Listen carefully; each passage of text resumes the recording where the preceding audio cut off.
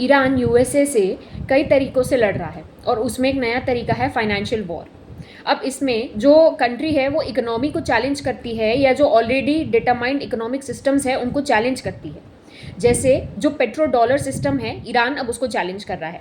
Iran का ये कहना है कि स्ट्रेट ऑफ हॉर्मूज से अब जो भी कंटेनर्स पास होंगे या जो भी ऑयल के शिप्स पास होंगे उनमें अगर ट्रांजैक्शन होगा तो वो डॉलर में नहीं बल्कि युआन में होगा। युआन मतलब चाइनीज़ करेंसी।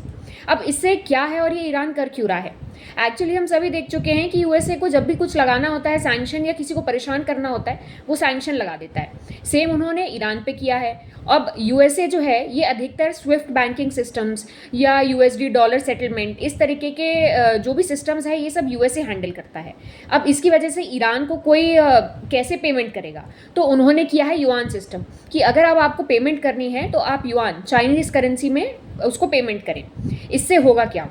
पहला तो ईरान अपना एक ट्रांजैक्शन करने का सिस्टम बना रहा है, साथ में जो स्ट्रेट ऑफ हॉर्मूज है वहाँ पे एक तरीके से सिक्योरिटी के लिए वो चाइना को बीच में ला रहा है।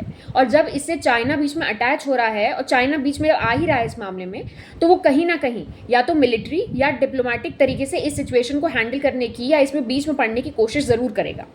अब इससे फ़र्क क्या पड़ेगा? ऑल ओवर द वर्ल्ड इसमें जो ऑलरेडी सप्लाई चेन है ये तो अफेक्ट हो ही रही है, प्राइस राइज भी काफ़ी ज़्यादा हो रहा है। अब इसमें और फ़र्क ये पड़ेगा कि अब जो कंट्रीज़ हैं वो अपने अपने फॉरेक्स रिजर्व्स में कहीं ना कहीं डॉलर रखा करती थी, लेकिन अब उनको देखना है कि अब डॉलर के अलावा भी कोई करेंसी रखनी है या डॉलर को भी रखना चाहिए कि नहीं। साथ ही साथ एक तरीके से ये पेट्रो डॉलर को डायरेक्टली चैलेंज करना है, यानी यूएसए को चैलेंज करना है।